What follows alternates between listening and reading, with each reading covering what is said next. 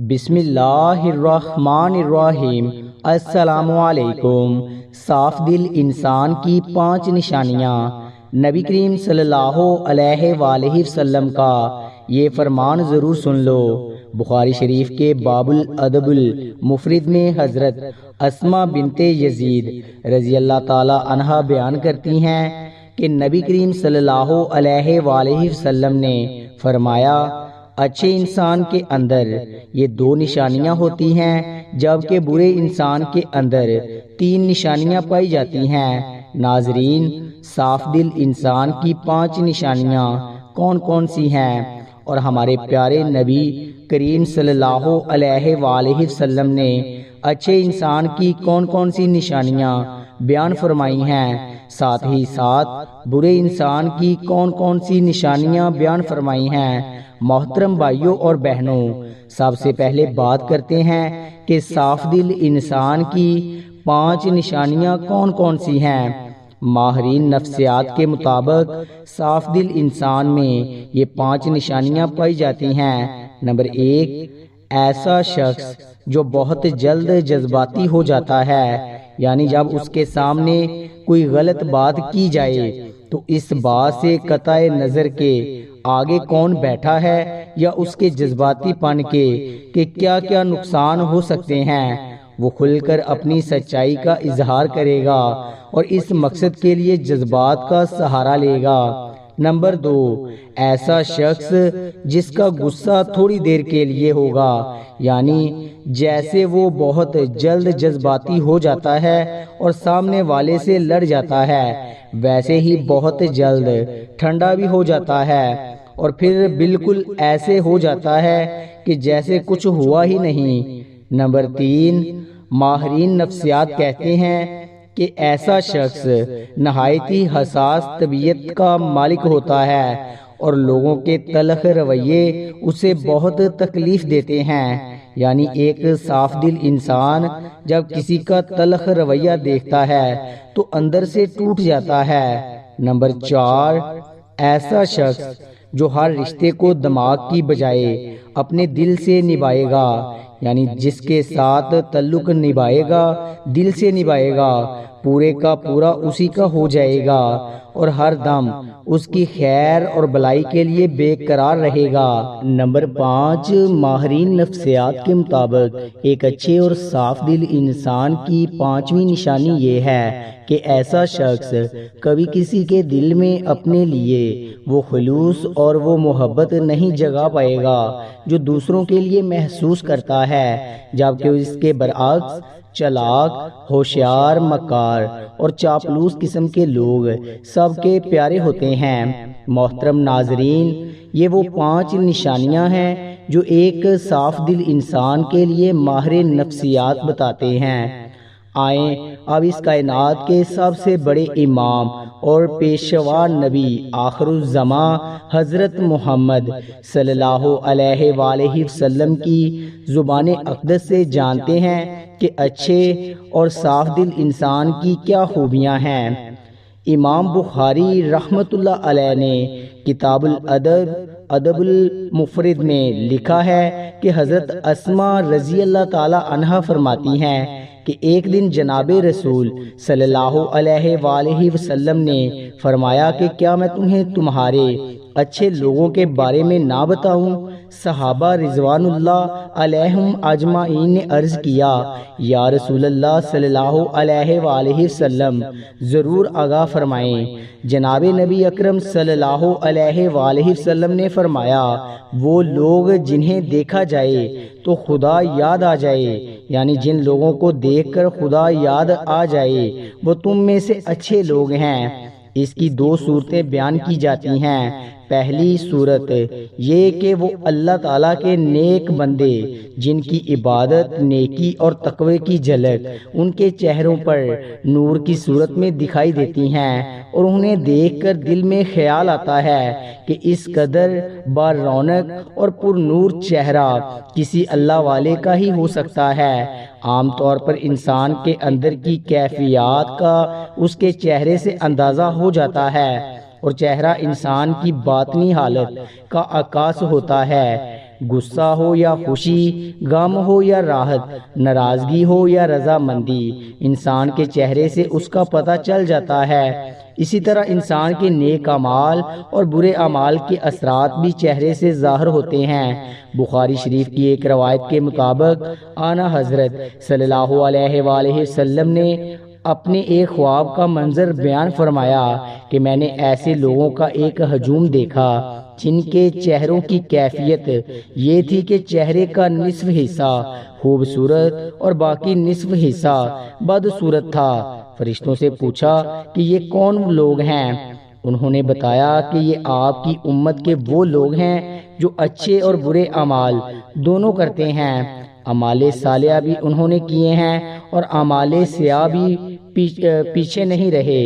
ان کے نیک اعمال ان کے چہروں پر حسن کی صورت میں نظر آ رہے ہیں اور برے اعمال چہروں پر بدصورتی کے طور پر نمایاں ہیں۔ اس لیے اللہ تبارک و تعالیٰ کے نیک اور مخلص بندوں کے چہروں پر ان کے خلوص اور نیک اعمال کا نور ہوتا ہے اور ان کے بار رونق اور نورانی چہروں کو دیکھ کر خدا کی یاد تازہ ہو جاتی ہے، جبکہ دوسری صورت میں اس کا ایک معنی یہ بھی کیا جاتا ہے کہ وہ لوگ جن کے اعمال و حرکات، ان کا اٹھنا بیٹھنا، لین دین، عبادات و معمولات اور اخلاق و معاملات اللہ تبارک و تعالی اور رسول خدا صلی اللہ علیہ وآلہ وسلم کے احکامات کے مطابق ہوتے ہیں، انہیں دیکھ کر ایک مسلمان کی عملی زندگی کا نقشہ سامنے آ جاتا ہے اور خدا یاد آتا ہے۔ اس کے علاوہ حضرت محمد صلی اللہ علیہ وآلہ وسلم نے ارشاد فرمایا کہ کامل مومن وہ ہے جس کے اخلاق اچھے ہوں۔ مومن اپنے حسن اخلاق سے دن میں روزہ رکھنے والے اور رات میں عبادت کرنے والے کا درجہ پا لیتا ہے۔ حضور نبی کریم صلی اللہ علیہ وآلہ وسلم کا ارشاد ہے کہ تم میں بہترین شخص وہ ہے جس کے اخلاق سب سے اچھے ہوں۔ ہمارے اخلاق ہمارے خالق و مالک کے ساتھ بھی اچھے ہونے چاہیے اور بندوں کے ساتھ بھی۔ خالق و مالک کے ساتھ اچھے اخلاق کا مطلب یہ ہے کہ اسے ایک جانے، اس کا ہمسر کسی کو نہ بنائیں، جو مال اس نے دیا ہے اس میں سے اس کی راہ میں خرچ کرے، نماز کی پابندی کریں، یوم آخرت پر ایمان رکھیں، قرآن پاک اور دیگر آسمانی کتابوں پر ایمان رکھیں، اس کی حلال کردہ چیزوں کو حلال اور حرام کردہ چیزوں کو حرام جانیں، ہمیشہ اپنے خالق و مالک کا شکر ادا کرتے رہیں اور تکلیف پہنچنے پر صبر کریں۔ اسی طرح ہمارے اخلاق بندوں کے ساتھ بھی اچھے ہونے چاہیے۔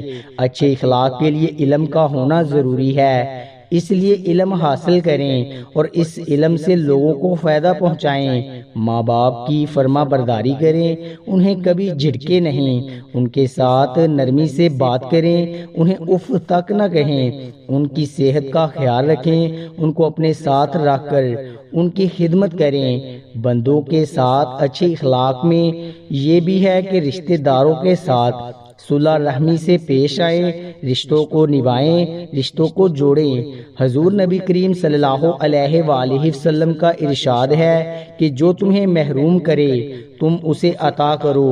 ایک اور جگہ پر آپ صلی اللہ علیہ وآلہ وسلم نے فرمایا کہ لمبی عمر چاہتے ہو تو اپنے رشتہ داروں کے ساتھ صلح رحمی کرو۔ اچھے اخلاق کی ایک علامت یہ بھی ہے ہم سلام میں پہل کریں، سلام کو عام کریں، ہر جاننے والے اور انجان مسلمان کو سلام کریں، جبکہ آج یہ بات عام ہو چکی ہے کہ ہم صرف اسی کو سلام کرتے ہیں جس کو ہم جانتے ہیں۔ محترم ناظرین، جہاں نبی کریم صلی اللہ علیہ وآلہ وسلم نے اچھے لوگوں کی دو خصوصیات بیان فرمائی ہیں، فرمایا کہ میں تمہیں تمہارے برے لوگوں کے بارے میں نہ بتاؤں؟ صحابہ کرام رضوان اللہ نے عرض کیا یا رسول اللہ ضرور بیان فرمائیں۔ آپ صلی اللہ علیہ وآلہ وسلم نے 3 باتوں کا ذکر فرمایا۔ ایک یہ کہ چگلیاں کھانے والے یعنی ایک دوسرے کی چگلی کرنے والے لوگ، چگلی کہتے ہیں ایک دوسرے کو خواہ مخواہ باتیں پہنچانے والے، ایک کی بات دوسرے کے آگے اور دوسرے کی تیسرے کے آگے اور تیسرے کی چوتھے کے آگے، اس کا ہمارے ہاں عام طور پر رواج پایا جاتا ہے، اور ہم میں سے بہت سے لوگوں کی یہ عادت بن گئی ہے کہ بلا وجہ لوگوں کو یہ بتاتے رہتے ہیں کہ فلاں تمہارے بارے میں یہ کہہ رہا تھا اور فلاں جگہ تمہارے بارے میں یہ باتیں ہو رہی تھی۔ بلا ضرورت ایسی باتیں کرنا شرعاً گناہ کبیرہ شمار کیا جاتا ہے، لیکن ہمارے ہاں سر سے اس کو کوئی گناہ نہیں سمجھا جاتا، حالانکہ یہ باتیں اکثر جھگڑوں کا باعث بنتی ہیں۔ ہمارے معاشرے میں ہونے والے باہمی تنازعات اور جھگڑوں کی وجہ تلاش کی جائے تو اکثر تنازعات کے پس منظر میں کوئی نہ کوئی چغلی کار فرما ہوتی ہے، چنانچہ یہ بہت برا عمل ہے اور اسے جناب نبی اکرم صلی اللہ علیہ وآلہ وسلم نے برے لوگوں کی علامت قرار دیا ہے۔ دوسری کیا بات بیان فرمائی کہ دوستوں کے درمیان فساد ڈالنے والے برے لوگوں میں شمار ہوتے ہیں۔ یہ بھی ایک معاشرتی بیماری ہے کہ چند دوست اکٹھے محبت و اعتماد کے ساتھ رہ رہے ہیں، اور اگر کوئی آدمی ان کے درمیان غلط فہمیاں ڈال کر ان کی دوستی کو دشمنی میں بدل دیتا ہے تو وہ بہت بری حرکت کا مرتکب ہوتا ہے۔ اسی طرح ایک خاندان محبت و اعتماد کے ساتھ زندگی بسر کر رہا ہے اور کوئی شخص دخل دے کر ان کی محبت و اعتماد کی فضا کو خراب کر دیتا ہے تو وہ کوئی اچھا کام نہیں کر رہا۔ محبت و اعتماد کی فضا خاندانوں میں ہو، دوستوں میں ہو، مشترکہ کام کرنے والوں میں ہو، اس میں فساد ڈالنے والوں کو جناب رسول اللہ صلی اللہ علیہ وآلہ وسلم نے برے لوگوں میں شمار کیا ہے۔ تیسری بات حضور صلی اللہ علیہ وآلہ وسلم نے بیان فرمائی کہ شریف اور باعزت لوگوں میں عیب تلاش کر کے انہیں بدنام کرنے والے بھی برے لوگ ہوتے ہیں۔ عیب اور کمزوری سے کوئی شخص پاک نہیں ہوتا، لیکن اللہ تعالیٰ نے اپنے فضل و کرم کے ساتھ اکثر لوگوں کا پردہ رکھتے ہیں۔ اب ایک عزت کے ساتھ زندگی بسر کر رہا ہے، لوگ اس کا احترام کرتے ہیں اور اسے اچھا آدمی سمجھتے ہیں، لیکن کوئی شخص بلا وجہ اس کی ٹو میں لگا رہتا ہے کہ اس کی کوئی کمزوری ہاتھ لگے تو اسے بدنام کروں، اس کا کوئی عیب میرے علم میں آئے تو اس کا پروپیگنڈا کر کے اس کی عزت کو خراب کروں، خاص طور پر معزز اور شریف لوگوں کے حالات کا تجسس کر کے ان کے عیوب ڈھونڈنا اور پھر انہیں منتشر کر کے ان کی بدنامی اور بے عزتی کا باعث بنانا کوئی اچھی صفت نہیں ہے۔ آنا حضرت صلی اللہ علیہ وآلہ وسلم نے ایسا مزاج رکھنے والوں کو برے لوگ قرار دیا ہے۔ یہ تینوں خرابیاں آج ہمارے درمیان موجود ہیں اور چونکہ ہم ان کے عادی ہو گئے ہیں اس لیے ہمیں یہ محسوس نہیں ہوتی اور ہم بلا تکلف یہ حرکتیں کرتے چلے جاتے ہیں۔ ہمیں جناب نبی اکرم صلی اللہ علیہ وآلہ وسلم کے اس ارشاد گرامی کا بار بار مطالعہ کرنا چاہیے، اس پر غور کرنا چاہیے اور پھر اپنے معمولات اور مزاج و عادات پر بھی نظر ڈال کر اپنی کمزوریوں کو محسوس کرتے ہوئے اصلاح کی کوشش کرنی چاہیے۔ اللہ تبارک و تعالیٰ سے دعا ہے کہ ہمیں ان بڑی بڑی معاشرے برائیوں سے محفوظ فرمائے اور ان لوگوں کے راستوں پر چلنے کی توفیق عطا فرمائے جن کو نبی کریم صلی اللہ علیہ وآلہ وسلم نے اچھے لوگ قرار دیا ہے۔ تمام مسلمان بہن بھائیوں سے درخواست ہے ایک مرتبہ نبی کریم صلی اللہ علیہ وآلہ وسلم کی ذات اقدس پر دل کی گہرائیوں سے درود و سلام بھیجیں۔ تمام احباب سے گزارش ہے کہ اللہ کے 99 ناموں میں سے ایک نام ضرور کامنٹ میں لکھیں۔ شکریہ۔